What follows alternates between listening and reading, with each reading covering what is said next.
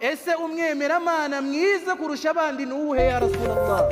Intumwa y'Imana Muhammadin sallallahu alayhi wa sallam irangije iravuga ati ahsanuhum khuluqa, ati ni wa wundi uzarusha abandi. Alhamdulillahi alladhi kataba albala'un ala ahli hadhihi ad-dar وجعل أنبياءه أشد الناس بلاء ثم عباده الأخيار وأشهد أن لا إله إلا الله وحده لا شريك له خلق الموت والحياة ليبلوكم أيكم أحسن عملا ثم نصلي ونسلم على من لا نبي بعده مصطفى محمد صلى الله عليه وسلم. أما بعد، فقد قال الله تبارك وتعالى ولنبلونكم بشيء من الخوف والجوع ونقص من الأموال والأنفس والثمرات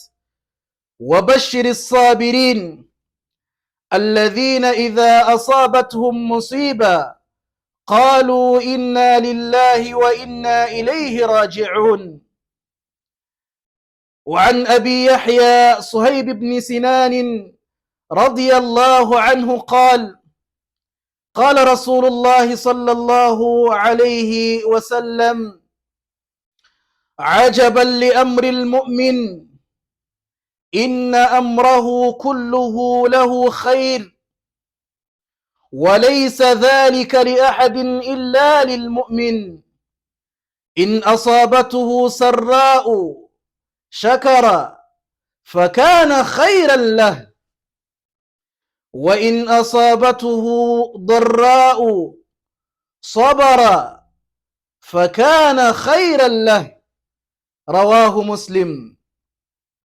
dutangiye dushimira Allah tabaraka wa ta'ala, amahoro n'imigisha n'imbabazi bya Allah tabaraka wa ta'ala nibisakare ku mukunzi wacu, umwarimu wacu, n'umwe y'Imana Muhammad sallallahu alayhi wa sallam, we nabiwe n'abamukurikiye, dusaba Allah tabaraka wa ta'ala ko yakomeza kudushira ku murongo mwiza kugeza turangije ubuzima bwanga kuri iyi si. Allahumma amin. Bagaragu ba Islam, ndabagira inama yo gutinya Allah tabaraka wa ta'ala, mukagandukira Allah tabaraka wa ta'ala, kubera yuko ubuzima bwiza hanga kuri iyi si n'iherezo ryiza riri kuri babandi bagandukira Uwiteka Allah tabaraka wa ta'ala. Allah muri Qur'an aratugira inama tubwira ati inna lilmuttaqina mafaza, ati mukuri babandi bagandukira Allah tabaraka wa ta'ala, bagatinya Allah tabaraka wa ta'ala ukuri ko kumutinya, ndetse yawmal qiyamah. Bagaragu ba Islam, bityo rero duharanira kuba muri babandi barangwa n'umuco wo gutinya Allah tabaraka wa ta'ala. Intumwa y'Imana Muhammadin sallallahu alayhi wa sallam muri hadithi twasomye yatugiriye inama, itwigisha inyigisho nziza, irangije iratubwira iti ajaban li amri almu'min, ati ntangazwa n'ubuzima umwemeramana abamo. Inna amrahu kulluhu lahu khairan, ati uburyo umwemeramana abayemo n'ibyo umwemeramana yirirwamo ahora mu byiza gusa. Bagaragu ba Islam, walaysa dhalika li ahadin illa lilmu'min, ngo kandi ibyo byose, ibyo byiza umwemeramana ahoramo nta handi wabisanga uretse kubemeramana. Bagaragu ba Islam, intumwa y'Imana Muhammadin sallallahu alayhi wa sallam irangije itubwira ibimenyetso biranga abemeramana, sifa ebyiri ziranga abemeramana. Irangije iratubwira iti in asabatuhu sarra, ati umwemeramana igihe cyari cyo cyose, iyo ahuye n'ibinezeza umutima wiwe, iyo ahuye n'ibituma yishima, shakara, arangwa no kuba muri babandi bashimira Allah tabaraka wa ta'ala, fakana khayran lah, atugo gushimira Allah tabaraka wa ta'ala bikaba ari byiza kumwemeramana. Bagaragu ba Islam, umuco wo gushimira Allahu tabaraka wa ta'ala ni umuco uranga bemeramana. ngo kandi ngo iyo umwemeramana ashimiye Allahu tabaraka wa ta'ala ngo biba byiza kuri we. biba byiza kuri we gute bagaragu ba Islam? Allah aratubwira ati la in shakartum la azidannakum, nimushimira Allahu tabaraka wa ta'ala, nimurangwa no gushimira Allahu tabaraka wa ta'ala kubw'ingabire Allahu tabaraka wa ta'ala abahundagazaho, Allahu tabaraka wa ta'ala azabongerera. muri hadithi twungutse yuko iyo umwemeramana ahuye n'ibimushimishije akaba muri babandi bashimira Allahu tabaraka wa ta'ala, Allah aramwongerera. ni imwe mu mpamvu zituma Allahu tabaraka wa ta'ala akongerera ingabire ziwe bagaragu ba Islam. wa in asabatuhu darra, ati iyo umwemeramana nanone ahuye na bya bindi bituma agira imfungane ku mutima, bya bindi bituma agira agahinda, bya bindi bituma yumva yihebye, fasabara, yarangiza akaba muri babandi bihangana, barangwa no kugira umuco wo kwihangana, umuco urangwa n'abemeramana, fakana khayran lah, ati uko kwihangana arangwa nako biba ari byiza kuri we bagaragu ba Islam.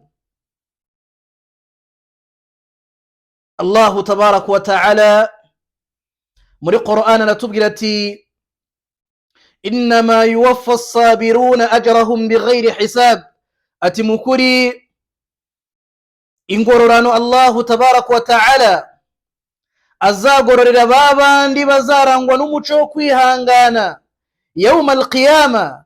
Allah azabahemba bitagira umupaka bagaragu ba Islam. Allah azabahereza ibihembo byinshi bagaragu ba Islam. iyi ni imico ibiri tubonye muri imvugo y'intumwa y'Imana Muhammadin sallallahu alayhi wa sallam iranga bemeramana.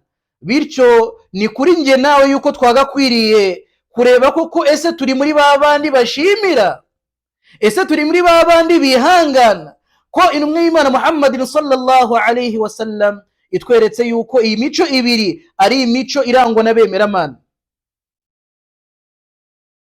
bagaragu ba Islam, umwemeramana azarangwa n'iyi mico ibiri tumaze kuvuga muri iyi hadith. bagaragu ba Islam, umwemeramana azaba afite imico myiza, imico iboneye bagaragu ba Islam.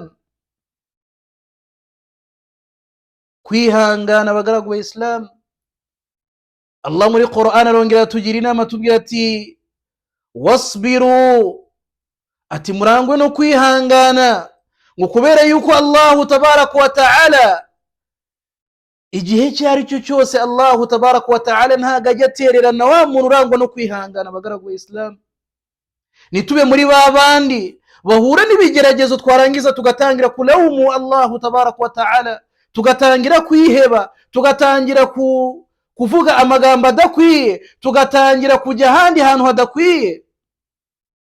ibyo byose ni ibintu biranga abemeramana bagaragu ba Islam. abemeramana ni babandi iyo bahuye n'ibigeragezo bihangana. Allah muri Qur'an aratubwira ati walanabluwannakum bishay'in, ati tuzabagerageza dukoresheje buri kimwe cyari cyo cyose, min al-khawf, yaba ari ukubateza ubwoba, wal ju' ndetse no gusonza bagaragu ba Islam. wal ju' wa naqs min al-amwal, ndetse abantu imitungo bagabanyuke, imitungo ishire, wal anfusi wath thamarat, ndetse n'abantu bitabe ku bwinshi bagaragu ba Islam, n'abantu batere ibimera byange kumera bagaragu ba Islam nibabona umusaruro ukwiriye.